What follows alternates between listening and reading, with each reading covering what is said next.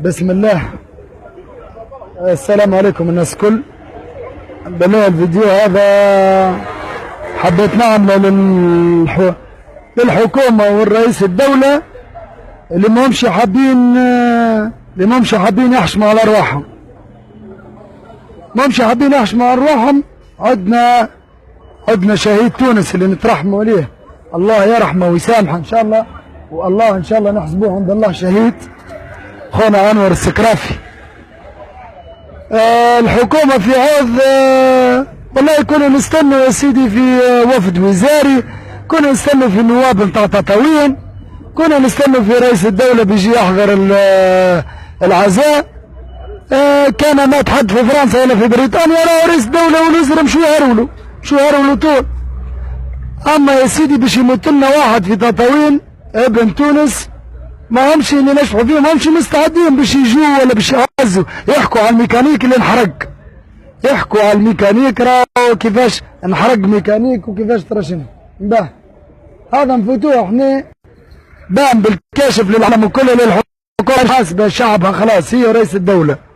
الحمد لله جات جنازة مليونية وما وما جتش الأكبر زعماء العالم، ما جتهمش جنازة اللي جت الخونة المرحوم أنور السكرافي. باه ونحب نحكي لهم بالله على حاجة أخرى. احنا عندنا خونا عبد الله الغواي ان شاء الله ربي يشفيه وان شاء الله ينوض لنا لاباس. في عود هذا بيحكوا بيمشي يشوفوا الراجل ويقول لك والله تنقل له وفد وزاري وكذا اطباء وترى شنو، جايين يحكوا لنا على جلسه تفاوضيه نهار الخميس. بالله هيك يا حكومة، احنا تو في سوق التفاوض وفي وقت التفاوض.